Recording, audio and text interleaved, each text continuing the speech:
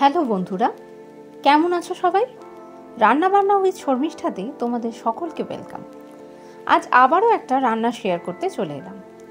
সামনেই কালী পুজো, তাই ভাবলাম তোমাদের সাথে নিরামিষ ভোগের খিচুড়ির রেসিপিটা শেয়ার করি।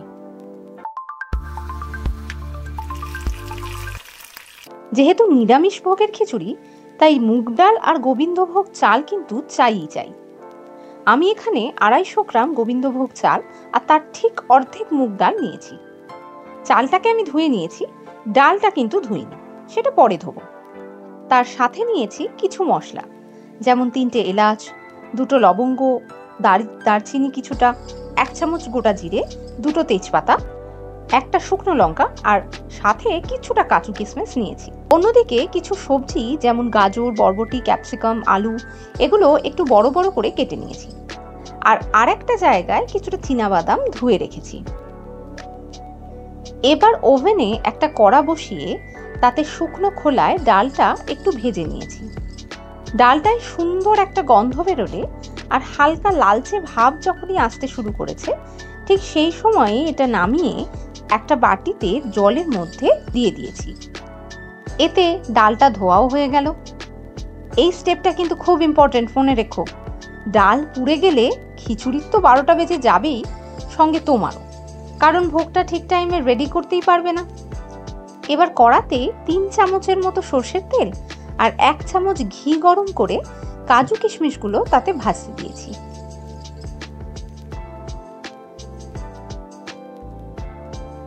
কিশমিশটা এরকম পেট মোটা হয়ে গেলে আর কাজুটা বেশ হালকা লাল লাল ভাব ধরলে তুলে রেখেছি।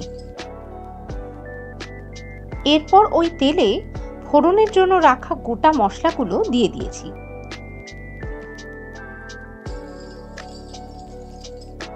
ফোড়নটা থেকে সুন্দর গন্ধ বেরোলেই তাতে প্রথমে চিনেবাদামটা দিয়ে একটু ভেজেছি।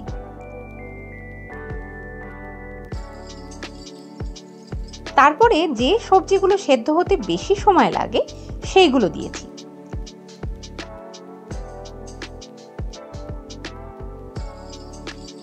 একটু নাড়াচাড়া করে তারপরেই ক্যাপসিকামটা দিয়ে দিয়েছি। আর একটু ভাজা ভাজা হলে তাতে 1 চামচ আদা বাটা আর একটা কুচনো টমেটো দিয়ে দিলাম। আবারও খানিকটা ভালো করে নাড়িয়ে চাড়িয়ে ভেজে রাখা ডালটা ঝোল ছেঁকে নিয়ে সেটা দিয়ে দিলাম। ডালটা দিয়ে নাড়াচাড়া করবার পর এবার এতে যাবে এক এক করে মশলাগুলো।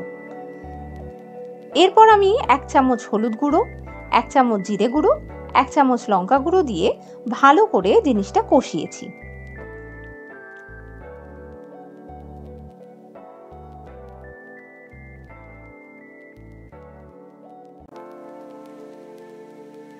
কিছুক্ষণ কষানোর পর ধুয়ে রাখা গোবিন্দভোগ চালটা এতে দিয়ে দিয়েছি।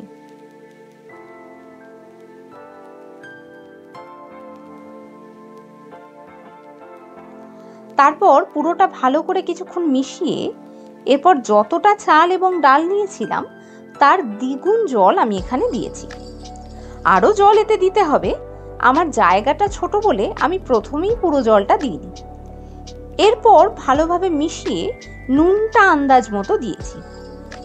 এবার কিন্তু সত্যি এটা তোমার গুণের প্রতীকী হবে, কারণ ভোগের খিচুড়ির নুন তো আর চাখতে পারবে না, তাই জয় মা তারা বলে দিয়েই দিও আন্দাজ মতো। এরপর ঢাকা দিয়ে ভালো করে ফুটতে দিয়েছি। আরে আরে কোথায় যাও? খিচুড়ি বসিয়ে কিন্তু ঘুমিয়ে পড়লে চলবে না, মাঝে মাঝে নাড়তে হবে।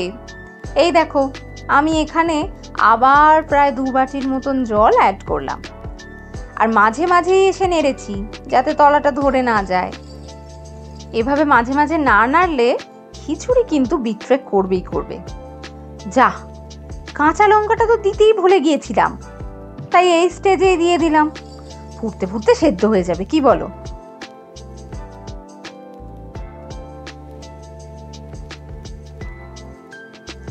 মাঝে মাঝে আবারও নাড়তে থাকলাম এবং শেষে যখন চাল ডাল একেবারে সেদ্ধ তখন ভেজে রাখা কাজু কিশমিশ, স্বাদ অনুসারে মিষ্টি, 1 চামচ ঘি, 1 চামচের মতন গরম মশলা গুঁড়ো এগুলো দিয়ে মিশিয়ে নিয়েছি। মিষ্টিটা একটু বেশিই দিতে পারো, কারণ ভোগের খিচুড়ি যেহেতু একটু তো মিষ্টি মিষ্টিই হবে। দেখো আমার বর আবার গন্ধে গন্ধে চামচ নিয়ে এসে দাঁড়িয়েছে টেস্ট করবে বলে। আরে এটা তো ভোগের খিচুড়ি, ঠাকুরকে না দিয়ে টেস্ট করা যাবে নাকি? কি গোটা বাড়িতে গন্ধ মম করছে তো? ব্যাস, তাহলেই তো রেডি ভোগের স্টাইলে নিরামিষ খিচুড়ি। এবার ঠাকুরের সামনে নৈবেদ্য হিসেবে পরিবেশন করো, সঙ্গে জড়িয়ে দাও তোমার ভক্তি। ঠাকুর তোমার এই খিচুড়ি গ্রহণ করে তোমায় প্রাণ ভরে আশীর্বাদ করবেই করবে। আশীর্বাদ পেলে আমাকে একটা থ্যাংক ইউ দিয়ে দিও কিন্তু, আর সঙ্গে সঙ্গে আমাকে লিখে জানিও তো তোমরা কে কে ভোগের খিচুড়ি খেতে ভালোবাসো। আর চলি, আমি শর্মিষ্ঠা আবার আসবো পরের সপ্তাহে অন্য কোনো রেসিপি নিয়ে। ভিডিওটা যদি ভালো লেগে থাকে তাহলে লাইক শেয়ার এই দুটো করে দিও, আর আমার চ্যানেল রান্না বান্না উইথ শর্মিষ্ঠাকে সাবস্ক্রাইব করতে ভুলো না। সঙ্গে পাশে থাকা বেল আইকনটাও ক্লিক করে দিও ফর ফার্দার নোটিফিকেশনস।